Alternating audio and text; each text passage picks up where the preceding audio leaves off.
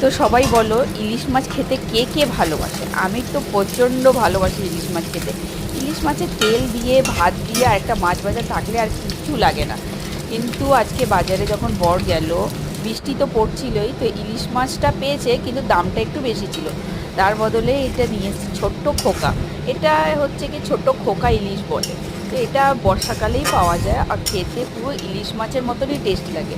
আর এটা যখন মাছটা ভাজা হয় তখন রান্নার ঘরের মধ্যে পুরো ইলিশ মাছের গন্ধটা একদম ছড়িয়ে যায়, মনে হবে কি ইলিশ মাছই খাচ্ছি। আর টেস্টটা পুরো ইলিশ মাছের মতনই হয়।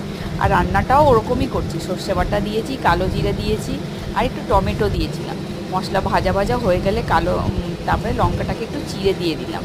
আর মাছগুলোকে দিয়ে ফুটিয়ে নামিয়ে দেবো। দেখতেই পাচ্ছ এত সুন্দর মাছটা কমপ্লিট রান্না হয়ে গেছে। ওপর থেকে একটু ধনে পাতাটা ছড়িয়ে দেবো। ধনে পাতা দিলে একটু আলাদাই টেস্ট আছে। এবার দুপুরে লাঞ্চ নিয়ে বসে পড়লাম। দুটো মাছ নিয়েছি আজকে, ভালো করে জুত করে খাবো। রান্না অনেক কিছুই হয়েছিল কিন্তু খাবো না, এই মাছ দিয়েই আজকে ভাত খাবো।